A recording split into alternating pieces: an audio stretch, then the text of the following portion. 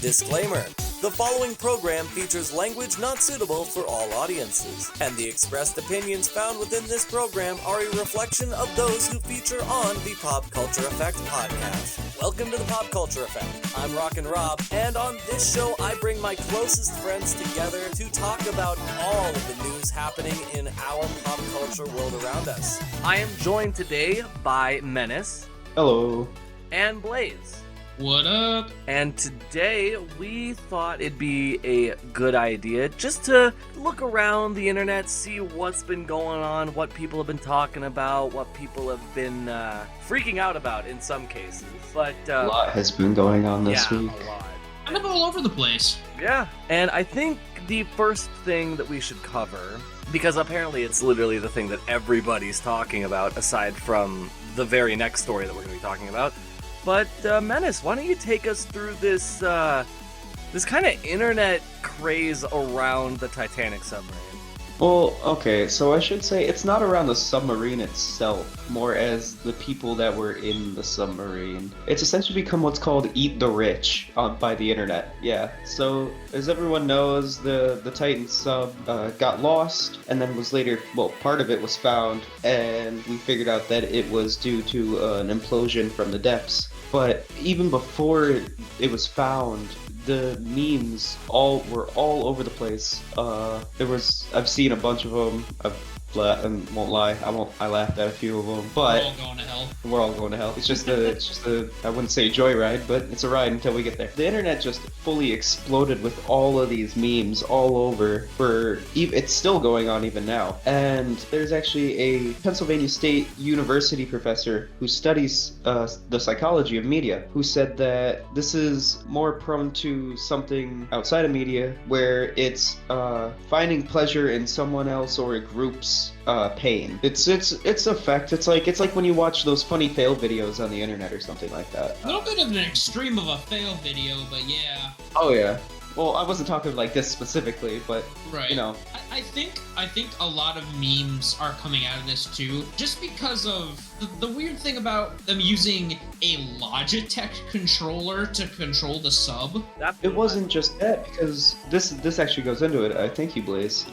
Because it wasn't just that. There were tweets by the creator and by the company OceanGate that parts weren't meant to be like specifically in there. Like there was the titanium outer shell, and then there were like aluminum plate or aluminum like bars and stuff, and you're not supposed to mix aluminum and titanium at that depth because of the pressurizing difference in them.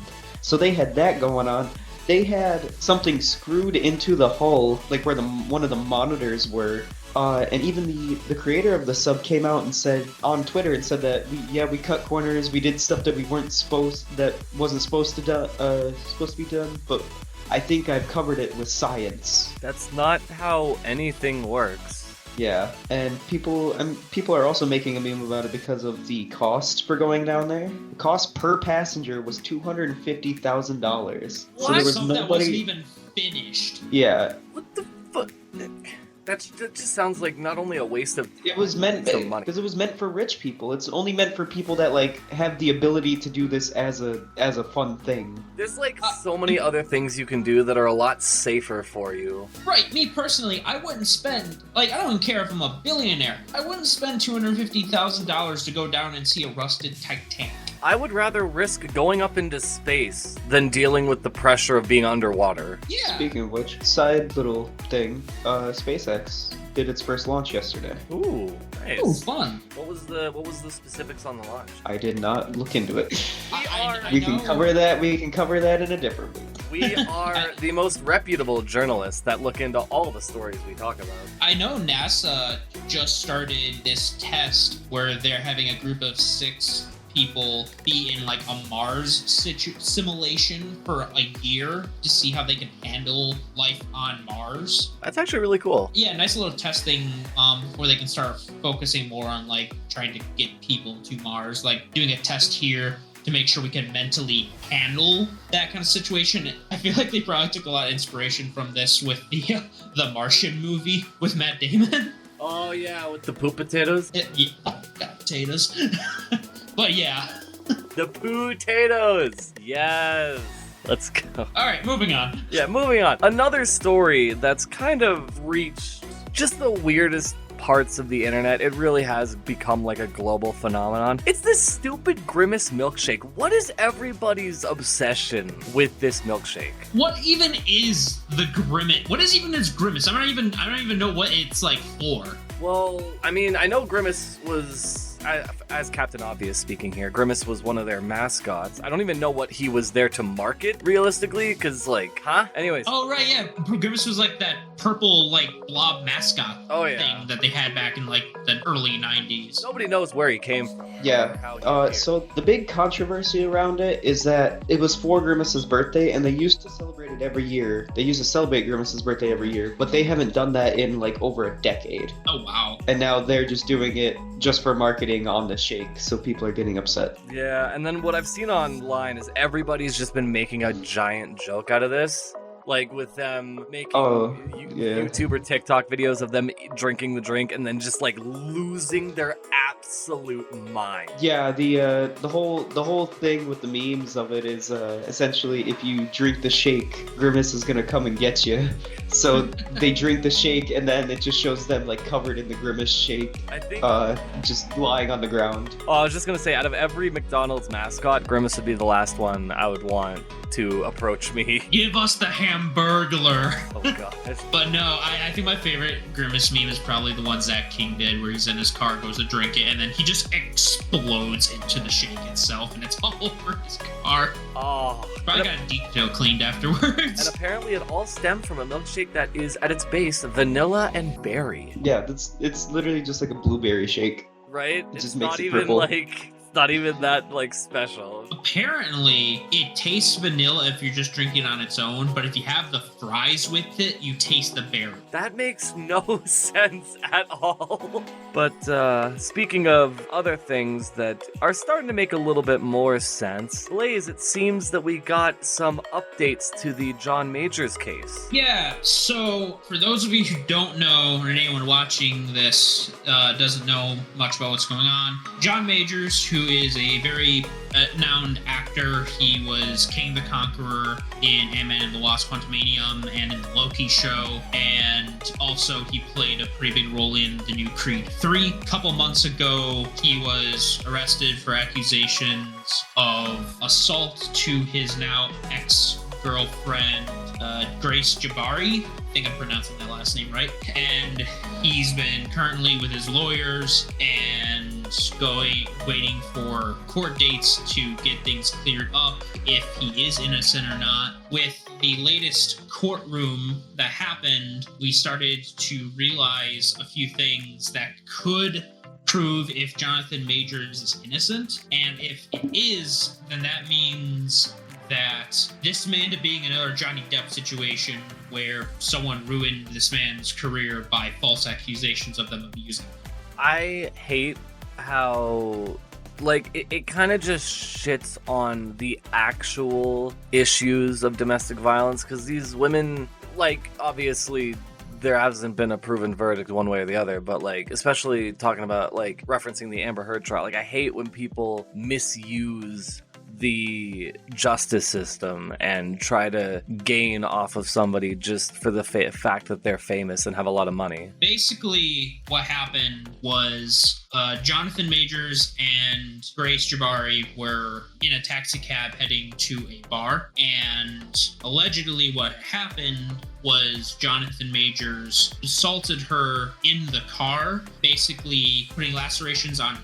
ear and breaking one of the fingers in her right ear. And those were the accusations that were put on Johnathan Majors to have him arrested and having this trial go on. But there were video evidence of Grace going into the bar right after when that accusation would have taken place, and she has no blood on her. Her ear is not damaged, her finger is not damaged, and there is minutes upon minutes of video footage of her looking absolutely fine, people grabbing her hand, then partying, drinking, and she's using her right hand perfectly fine nothing broken, and no worry on her whatsoever. So she just genuinely pulled an Amber Heard. Possibly. And on top of that, Johnathan Majors' lawyer stated that they also are going to have the taxi driver along with the video footage in the taxi of what actually happened in the car. And the taxi driver has already stated to them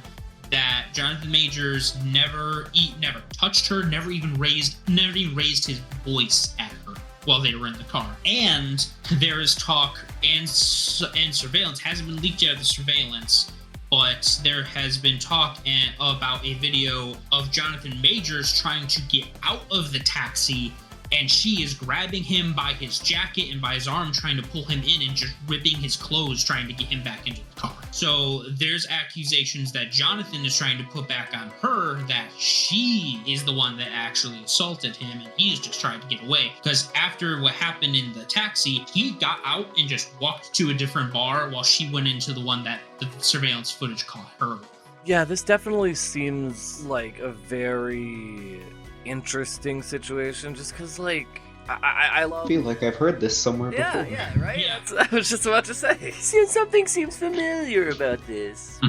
So a lot of it's looking in Johnathan Majors' favor, but then recently, Rolling Stones just did an article where they're trying to get their own take on everything that's going on, and allegedly they got interviews from some of Johnathan Majors' exes of them talking about how abusive and manipulative he is. But the thing is, Rolling Stones never credited who these people are that said these claims. So all of that is hearsay and matters nothing to the case. I mean, the only thing I could think to say in response to that is objection hearsay. Exactly. Which, as a retort to that, Johnathan Majors obviously denied everything that happened in that article, but his lawyer even made a statement out saying that he even went to talk to many of his exes to get their to get a confirmation take on this, and one of them who I did not get their name, but one of them who they did credit that he was with for like 5 to 8 years, said that he was like one of the nicest people ever to date. So it's a lot of back and forth with this stuff of past lovers saying if he was good or bad, but a lot of the video evidence, if the rest of it does get proven, especially with the taxi driver situation, Johnathan may be innocent with all this, and a lot of the evidence showing that it may be that way, but it's still kind of hard to say this early on. Yeah, I'm sure that there will be more information and updates that come out as the trial goes on and eventually ends. But I just want to say, for Marvel's sake, I hope that he's innocent, because it would be quite difficult to have to deal with all of the plans that they have going on featuring Kang if John Majors has to back out of that role. Supposedly, John Majors has already recorded everything he's done for Loki Season 2 as well. Didn't they, already fire him, though? Yeah, from what I've heard, a lot of Majors' managers and other companies that he's worked for have already let him go. Fortunately, Marvel, from what I've heard, it's still kind of up in the air if he still is working for Marvel or not. They haven't announced that he's being recasted. The character has been recasted, so they might be waiting for an answer if he's innocent or not. For other companies, movie companies he's worked with, they're already calling him guilty and they're already letting him go from everything, and his work has already been tarnished by this if he is innocent. This is one of the things I was worried about when the whole Johnny Depp case happened, is that now, anything that happens with any celebrity, it's just like, oh, I'm gonna take you to court now. Yeah, we have stuff with Ezra Miller, who has been found guilty for the stuff he has done, and he was still being credited for the Flash movie, and was even on the red carpet showing of the Flash. Yeah. So moving from one potentially fraudulent form of combat to another form of combat, Menace, what the heck is going on with Elon Musk and Mark Zuckerberg? Okay, so apparently this has been going on for a while. It happened with Bill Gates and Steve Jobs and Bill Gates. They actually used to snipe at each other, which is like internet form of fighting. And it's been going on for years between Mark and Elon. where they've been going back and forth on Twitter. Meta's creating a new version of Twitter now, like for their VR space. But Mark Zuckerberg started this and tweeted out about having a fight with Elon, and Elon responded back and said, name a location at a time, and they'll do it. So Dana White, the UFC man himself, got in contact with both of these people and was up until 12:45 that morning with them. And they said they both want to do it. It would be an exhibition match, and they both agreed that there would be a charity, like some sort of charity thing to go on with it. And then we haven't heard much about it. I was just gonna say, isn't Mark Zuckerberg a freaking black belt in jiu-jitsu? He actually, I was actually just getting into that, but since 2021, even before all this happened, Mark made like this big announcement that he was going to start bulking up and start like studying different martial arts. He's actually sought out 5 different martial arts artists or different martial arts experts in May alone, and he's competed in his first public martial arts tournament since then. He's been in like this constant state of he says he needs his jiu-jitsu training needs 100% focus, and he's actually been like getting the man's kind of shredded now actually. But on the other hand, Elon Musk has tweeted that he almost never works out and once suffered a back injury that required surgery from participating in an exhibition match with a sumo wrestler. And he has also said that he is trained in judo and, oh god, I'm gonna butcher this, kokushin, which is a full contact Japanese martial arts, and no rules street fighting is his other form. Yeah, what you want when you're getting ready for an exhibition. He is... Yeah, so just wanted to size up the competitors, but yeah, so Dana White's been talking back and forth with him this entire time. Elon has tweeted that it could possibly be it could possibly happen in the Roman Colosseum. Oh jeez. What? I mean, Yeah. they're rich enough, they'll support. They're rich enough to buy it. To do it somewhere like there. Yeah. I was gonna say, like, are they gonna fight on the moon or some shit? Like, So and, even they're basically just doing this to get their beef against each other, essentially, yeah, that's what it's been building up to.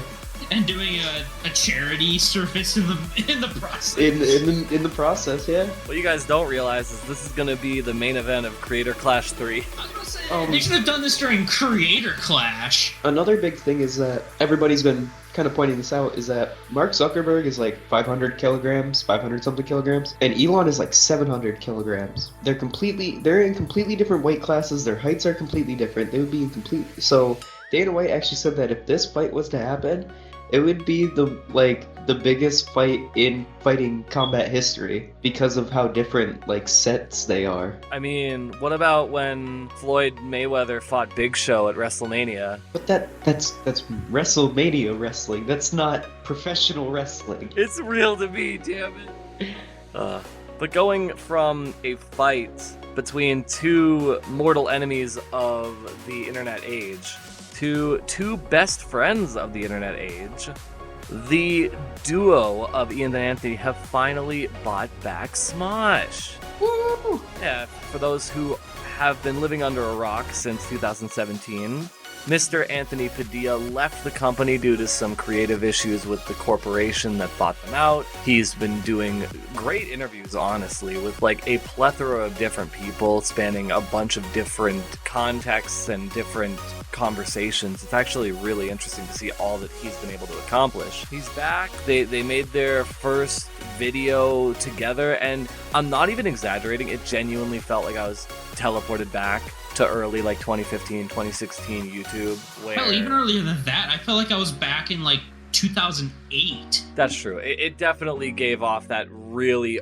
old school vibe of Smosh, and yeah, I'm happy with it. But I'm just the only thing I could think about, and I know this is really stupid, but what food is Anthony gonna bring against Ian's pink frosted sprinkles donut first food battle 2024? Oh god, I hope they do the food battle again. Those videos were funny as hell. They were always my favorite thing of what they would do throughout the year. It was that and like Smosh cartoons, but even Smosh cartoons kind of like, or sorry, Shut Up cartoons, it kind of fell off. I find it funny that they joke about how bad the Smosh movie was. Right? Who's ready to be tortured? The other thing that I really love about that is finally, after like after like 70 years or however long it's been, it's 6 years. 6 years now. We finally have the answer to the meme of where's Anthony? He's right there.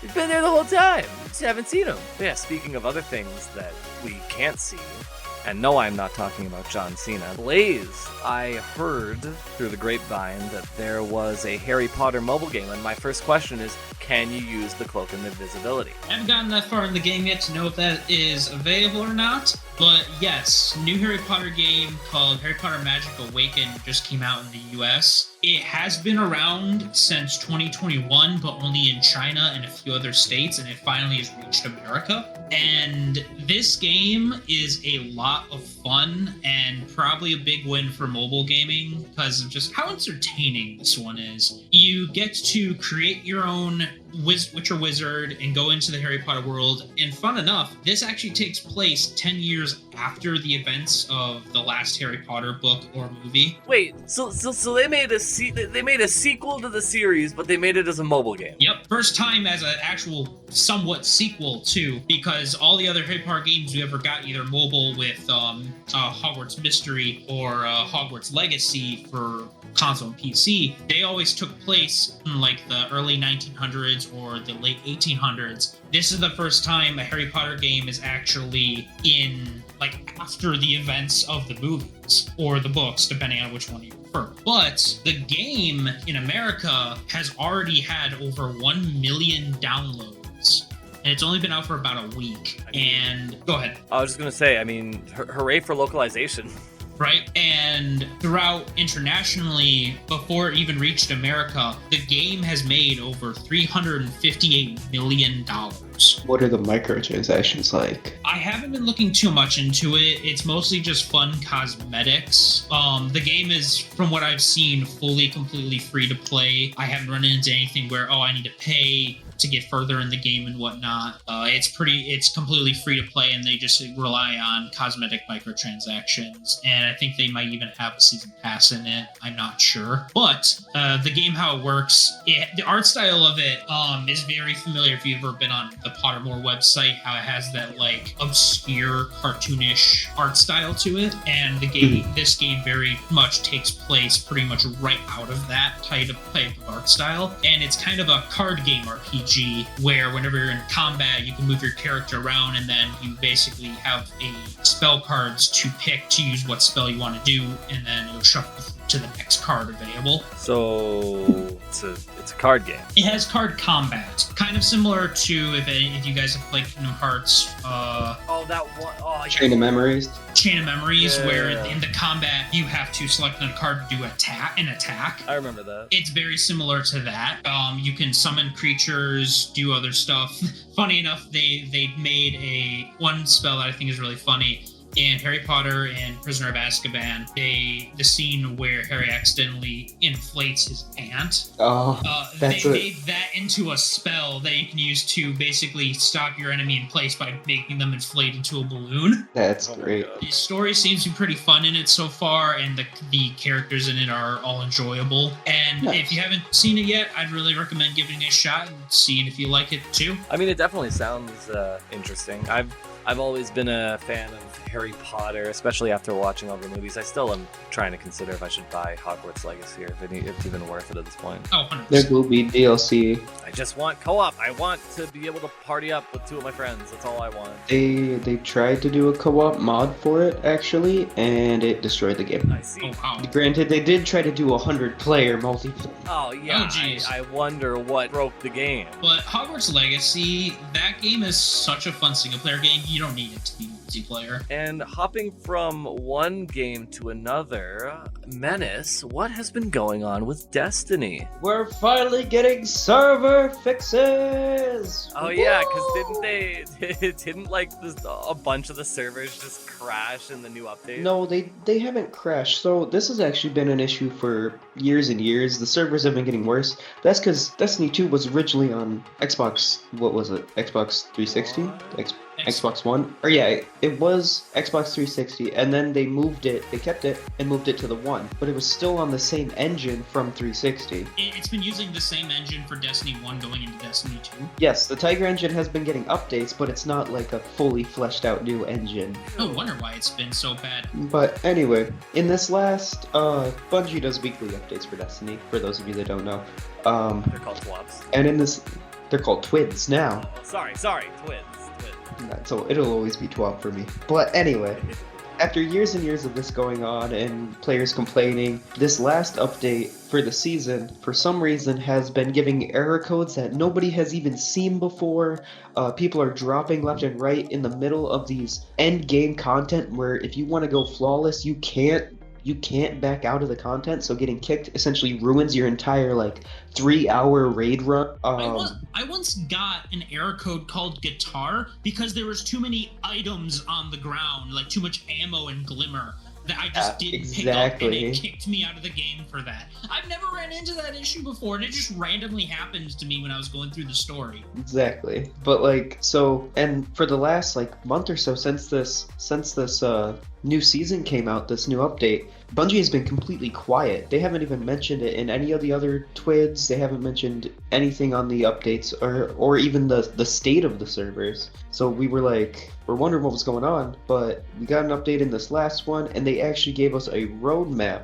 There's stuff that they're working on now, like continuing to make improvements on our production and development process to reduce the risk of disruption for players. They're going to have an update in the mid-season of this season, season 21, where it'll be looking for targeted improvements to our logging and alerting systems to diagnose issues more quickly with claims, which is their error code system, the stuff that kind of keeps everything regulated. Didn't they also say from the not fan pool, but they were asking for fan comments a few seasons back on how the fandom is feeling about how their seasonal activities go and how just the seasonal process is for each season. And they said that with this next season coming in, they're going to be implementing a lot of the changes that they want to add to make the game better from the feedback that the fans have left about how they feel about how each season has been. Yeah, each of the seasonal activities have been kind of repetitive. There's a 6-man and there's a 3-man activity, but they each are the same thing every time. This season they kind of did switch it up, which I did like. They kind of made it they made it more, each week you're actually going deeper, you're actually figuring out more of the puzzle for the 3-man activity. But yeah, they did say that they were going to start switching stuff up and making seasons feel different, which I do enjoy. But they have this roadmap for the updates for the servers goes on to the next 2 or 3 seasons. In season 21, they're going to do chaos testing and kind of allows us to better simulate different failure modes for our services. We're adding more logging for non-claims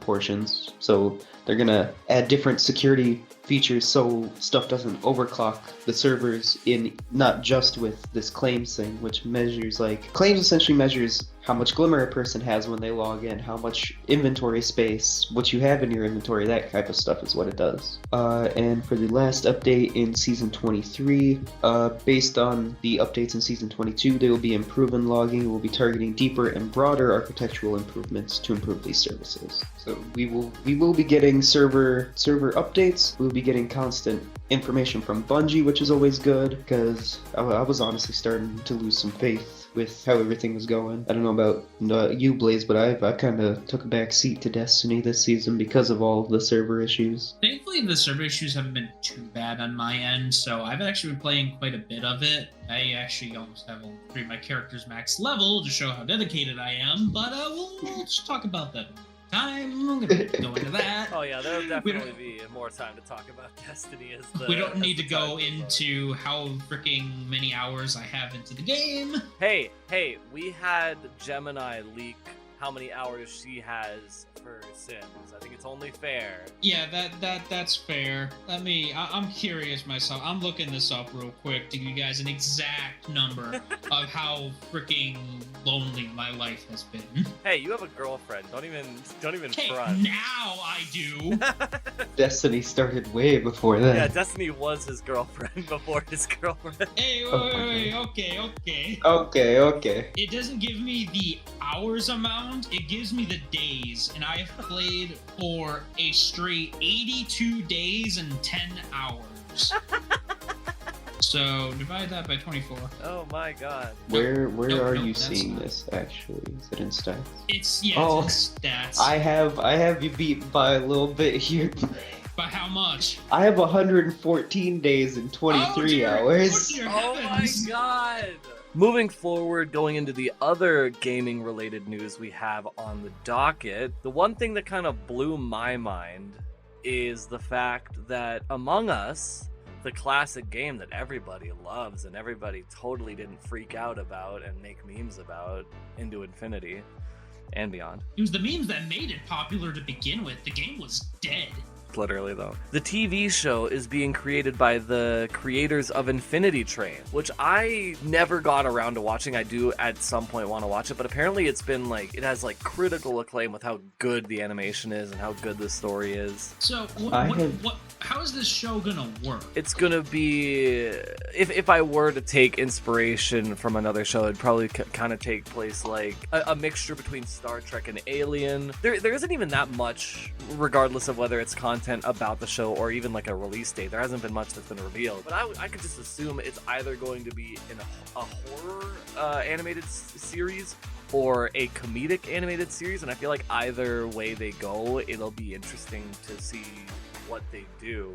I feel like it's gonna be some dumb ways to die kind of vibe. Right. And following every other movie and television franchise, they're probably gonna make a Newgrounds cinematic universe with Henry Stickmin and all the other. Well, Henry Stickmin is connected. It's the same company that made Henry Stickmin that made Among Us. That's what I'm saying. We'll probably get at least a reference or two. If we're really talking about references, I think there's only one thing that, especially in the past decade, has really taken a big leap into the mainstream eye. Blaze, why don't we talk about that full FNAF movie trailer that came out? Yeah, the full movie trailer for it has finally been showed off a couple days ago. We got a teaser a couple weeks back, and the announcement for it was mid of last year when it was announced. Yep, and this is the final trailer until the movie is going to be released. Yeah, so we finally got a great look on everything.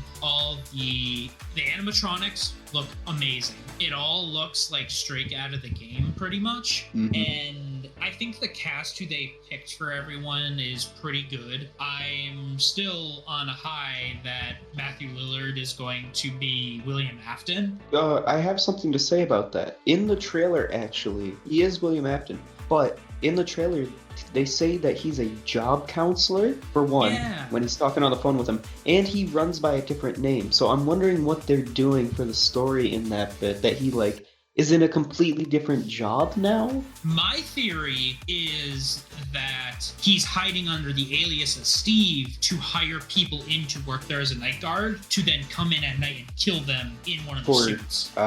Yeah, because he did show up, you are right. I do wonder if the ending to the movie will be how FNAF 3 ended. Possibly, because Without spoilers. Possibly, because I'll they just did say that the movie was going to loosely. I don't know if they said loosely or if it's going to stay very true, but they said it was going to follow up to the events of the third game. Okay, then yeah, I'm guessing that's probably where it's gonna end off. But knowing Scott Cawthon will probably get 5 movies and 3 Another entire set of book series just for the movie. a game movie tie-in. Wasn't the last game that came out the last one that Scott Cawthon was working on with the franchise? Doesn't he have nothing to do with the FNAF series anymore? He does. He still has creative, he still owns the rights to the IP, and he still the main games. He the Steel Wool ones. He's still with them, but he's been focusing on the movie in the past years. Okay, cool. I do think it's funny. In the trailer, you see, if that is, I'm pretty sure it is, but you see Golden Freddy in the back of the taxi with the kid. Oh, my yeah, guess it's either the main dude, I can't remember, Mike actually is his name, which is funny lore-wise, if you know the lore. Oh, yeah. It's very funny. I'm pretty happy that Josh Hutcherson is going to be playing Mike. I think that was a pretty good pick. But I wonder if it is going to be that, like, him hiding in the suit, like in FNAF 2, how you would put the Freddy mask on so they don't notice you. Oh, yeah. Or if it's from one of the other scenes in the trailer where we kind of see him in this chair with blades in front of him, if he may have actually gotten turned into one of the animatronics, the Golden Freddy. Yeah, because I recall the trailers, but one of the clips in the trailer, I remember seeing that he was being strapped down and he had this like mask with saw blades that was approaching him. It kind of made me feel like it was like a saw trap. It was like I think it's supposed to reference like the scooper in the actual like in the lore. Yeah. I mean, I'm excited. It's gonna be. I feel like it's gonna be a great movie, but I definitely also believe that they're going to have a big teaser at the end of the movie, post-credit scene. It's gonna be another situation like the books and the games, where we're just gonna get 5 movies, 3 Netflix series, 2 documentaries. I don't think it's gonna go that much. You say that, but if Markiplier doesn't cameo in this, people are gonna riot. right? Oh, Have him be fun phone fact, guy. there is actually cameos that I've seen already from the trailer. Razbowski, Dawko, and the 8-Bit guys all got to go to the studio to kind of see them film in the last few bits. And they actually got pictures taken of them. And in one of the scenes, it's a quick scene, but in the hallway you can see an Employee of the Month kind of stand where it has a bunch of pictures, and they are some of the pictures in that stand in the movie. Oh, that's dope. Oh, that's cool. All they need to do is like have someone like say something about the kids going missing or something. They'd just be like, "But that's just a theory." But yeah, I don't know. Like I haven't been this excited for a horror movie in a long time. But there's just something about the FNAF feel. It's gonna be so much better than Willy's Wonderland. And it's If made by the they- same people who did the Megan movie, so they're used to like animatronic stuff. I'm sorry, it's Mathregan.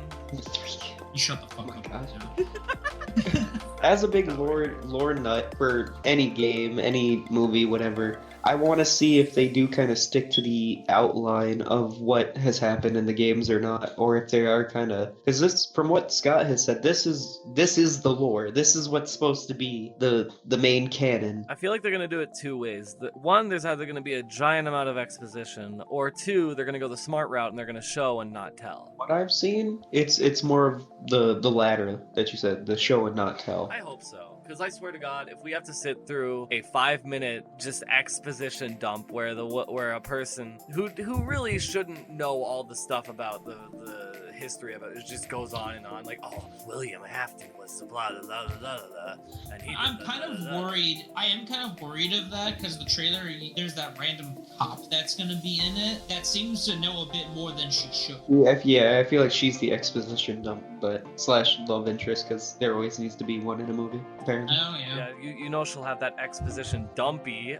Oh my god. Robbie, get out. All right, Get well, out. all right. So have a good time, guys. I'll be the. I'm ending this podcast. You can leave. And with that, I think we've pretty much covered all the crazy, wacky stuff that's been going on in today's world. Obviously, as with every episode, there's gonna be a little tidbit. Rob's wrestling row. That's what it's called. That's definitely what it's called. I didn't mess up the name. Tony Khan, the CEO of AEW, and his father, Shad, are interested in buying Belator. I think this would be really interesting because not only would that mean that on one side of it you'd have WWE and UFC, but on the other side you'd have AEW, Bellator, and Ring of Honor. So it'd be quite the interesting evolution in the whole combat sports war that's been going on. So they're more of consolidating now, is what you're saying. Yeah, but they're most likely gonna still be separate entities, and who even knows if Tony Khan is even gonna buy Bellator. It's just been reported that they're interested. There will be a lot more for Rob's wrestling round next week, as I will be able to have experience of being at a live AEW event, which is going to be really fun. And apparently it's also going to be like a televised show, so I might actually appear on television. Ooh. I hope you get on camera. Yeah, I hope I get on camera. It's gonna be like where's the Waldo worst up in this bitch. Yeah, you'll just see me with like the worst t-shirt and just like a stupid wrestling belt. Bring a sign sponsoring our podcast. Yeah. Just have the pop culture make a effect pop culture poster. But speaking of content for the podcast, there was something that almost completely upheaved this episode. because Anime Expo is happening this weekend, and it's going into the next few days. So that's what we're probably going to be talking about next week. Oh, most definitely. Not only that, but there's like 2 or 3 series that I've been keeping up on that are getting new seasons starting next week. So. Oh yeah, there's like in the world of anime and manga, there is so much to talk about, and I am so excited for next week's episode. July is going to be popular for anime right now. Oh yeah, but I think as of right now, that's pretty much it. So I would like to say, first of all, thank you all for listening to yet another episode of us just talking about the stuff we want to talk about. Make sure to check out all the other podcasts that are featured on CJSW and the CJSW website. And I'd say that just about wraps it for this episode. So I just want to thank both my lovely guests, Menace. Yeah, no problem. And Blaze. Save me. They're holding me against my will. You'll never leave. Anyways, that's been the Pop Culture Effect. Thank you so much for listening, and we'll see you in the next one. Bye. I'm held captive. What should I say? And it worked. Let's go. I'm knocking on wood with my crossed fingers. I'm knocking on wood with my wood. Oh. That's in the recording. Yeah, right. That's it. That is officially in the recording. Okay. I am here today. Oh, dude, Robbie! Yeah, I know. I'm glad Trin's not here. She'd be so pissed. Like, she's got like an hour. She's got like an hour, and it's taking us like 15 minutes just to get an intro. We're literally just brain deading it. All right. Okay. No, you're brain dead. You're brain deading it. Gotta smack myself in the face a couple times. All right. Oh, that's gonna be terrible audio for the fucking. Okay.